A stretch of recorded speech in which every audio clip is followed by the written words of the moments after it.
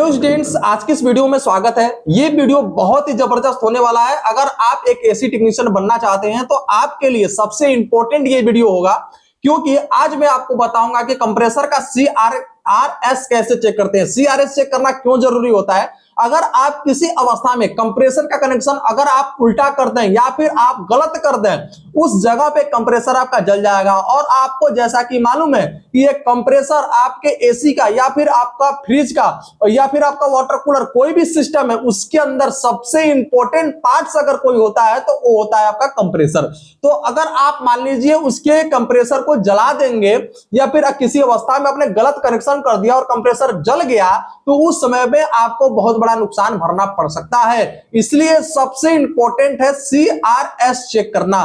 CRS क्या होता है? कॉमन रन और स्टार्ट, ताकि कंप्रेसर को कैसे स्टार्ट किया जाएगा उसी के हिसाब से आपको कनेक्शन करना होता है। जैसे कि मैं बता दूं कि आपका जो CRS होता है, कॉमन पे फेस या न्यूट्रल में से कोई एक सप्लाई जाती है और रन पे आपका फेस या न्यूट्रल में से कोई दूसरी सप्लाई जाती है। ठीक है, यानी एक मैं बोलूं तो आपके कॉमन पे दूसरी सप्लाई आपके रन पे जाती है और वही रन की सप्लाई स्टार्ट में क्षण भर के लिए जाती है, जिससे कंप्रेसर आपका स्टार्ट हो जाता है। या फिर किसी बड़े कंप्रेसर में आपका जो रन से सप्लाई आपके कैपेसिटर में जाती है और कैपेसिटर की सप्लाई कंप्रेसर में जाती है, जिससे कंप्रेसर आपका स्टार्ट हो जाता है। तो समझने की बात यह है कि इसके कॉमन पे एक सप्लाई जाता है, इसके रन पे एक सप्लाई जाता है और रन से स्टार्ट में सप्लाई जाता है, जिससे कंप्रेसर स्टार्ट हो जाता है। तो आप ये समझिए कि इसकी जो सप्लाई रन से स्टार्ट में जा रही है, अगर वो मान लीजिए डायरेक्ट अपनी स्टार्ट में ही दे दिया तो कंप्रेसर तो जलना लाजमी बात है, जल सकता है ना।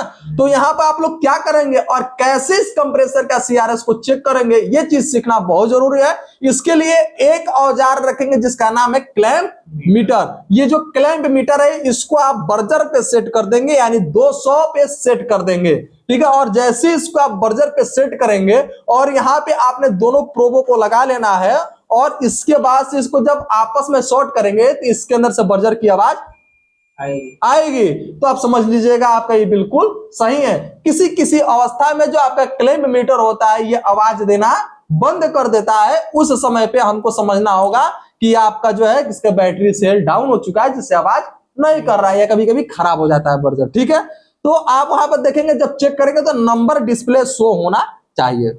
ठीक है, अगर डिस्प्ले पे नंबर शो हो रहा है तो बिल्कुल सही है। अब जो है इसका CRS कैसे चेक होगा, उसके लिए सबसे पहले मैंने एक कॉपी अपने पास में रखा हूं, चूंकि इसके ऊपर मैं बता पाऊं कि आपका CRS कैसे चेक होता है। तो इसके ऊपर ध्यान देंगे। कंप्रेसर में आपका 3 पॉइंट होता है, 1, 2 और 3। ये तीनों कंप्रेसर का पॉइंट है। इसमें एक होगा कॉमन, एक होगा रन और एक होगा स्टार्ट। बहुत ही इजी वे में आपको CRS निकालना बता रहा हूं। अगर आप ध्यान से वीडियो को देखेंगे तो 100% समझ जाएंगे कि CRS कैसे चेक होता है।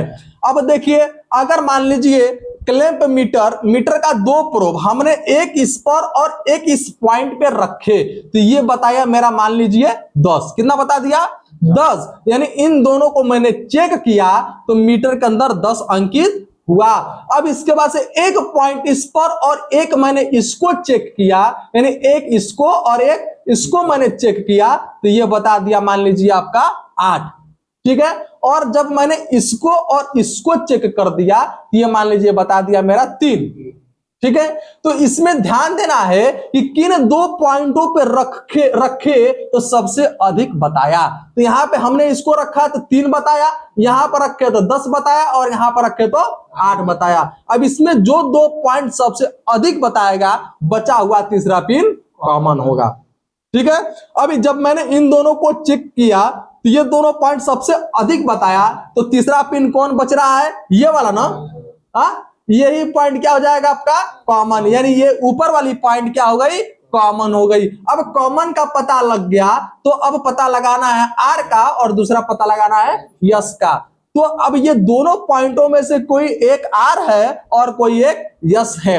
अगर R का पता लग गया तो ऑटोमेटिक तीसरा का पता आपका लग जाना है। अब जो है कि यहां पर ध्यान दीजिए कि आपका एक प्रोब कॉमन पे रखिए और एक प्रोब इस पे रखे, तो कितना बताया?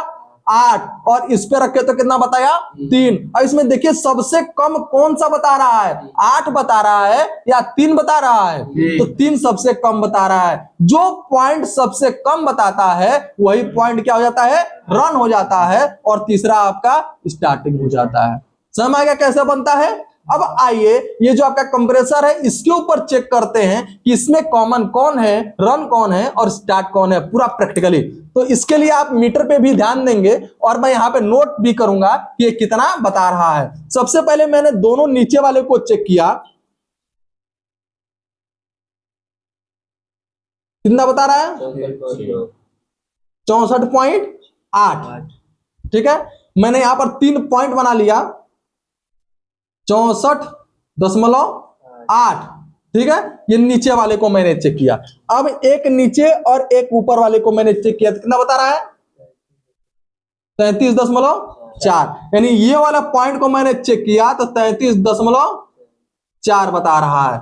यानी ये दोनों पॉइंट 33.4, और इधर वाले को मैंने चेक किया तो कितना बताया 31.9। 31.9। अब सबसे अधिक कौन है 64.8, तो कॉमन आपका ये हो गया, यानी कॉमन कौन सा हो गया, ऊपर वाला। अब कॉमन से देखिए, कॉमन से ये बताइए आपका कितना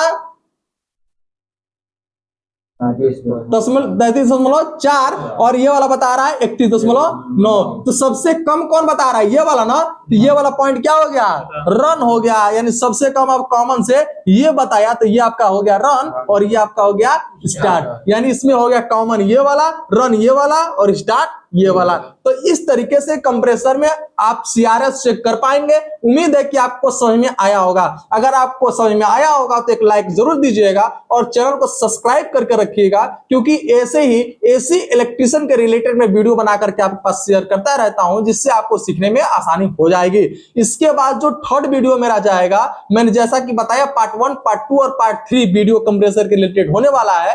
तो अब जो मेरा जाएगा उस पर आपको मालूम चलेगा कि कंप्रेसर को डायरेक्ट स्टार्ट कैसे चेक करेंगे। अगर आप सीआरएस चेक कर ले रहे हैं तो 100% आप इसको भी स्टार्ट भी करके चेक कर पाएंगे कि कंप्रेसर को डायरेक्ट स्टार्ट कैसे करते हैं। धन्यवाद।